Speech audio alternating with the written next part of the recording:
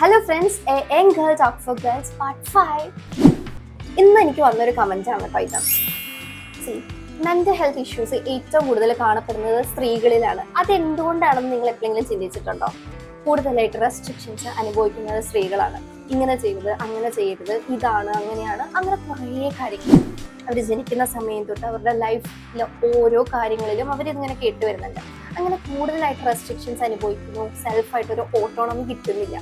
അപ്പോൾ ഇങ്ങനെ കുറേ ലിമിറ്റേഷൻ വരുമ്പോൾ അത് അവർക്ക് മെന്റൽ ഹെൽത്ത് ഇഷ്യൂസിലേക്ക് പോകാനുള്ള ഒരു സാധ്യതകളുണ്ട്. വൺ ഓഫ് ദ റീസൺ മാത്രമാണ് ഞാൻ പറയുന്നുള്ളൂ, എല്ലാം എന്ന് പറയുന്നില്ല. എനിക്ക് പറയാനുള്ള ഡിയർ ഗേൾസ്, നിങ്ങൾ ചെയ്യുന്ന action it is very important. നിങ്ങൾ ചെയ്യുന്ന ആക്ഷൻ നല്ലതാണോ എന്നുള്ളത് എപ്പോഴും ചെക്ക് ചെയ്യുക. നിങ്ങൾ പറയുന്ന ഓരോ വാക്കുകളും അതെപ്പോഴും ചെക്ക് ചെയ്യുക. നിങ്ങൾ മറ്റുള്ളവരെ എങ്ങനെയാണ് ട്രീറ്റ് ചെയ്യുന്നത്, റെസ്പെക്ട്ഫുള്ളി ആണോ എന്നുള്ളത് നോക്കുക.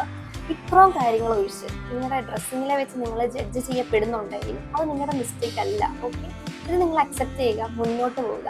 അപ്പോൾ എൻ്റെ വീഡിയോ ഇത്രയേ ഉള്ളൂ.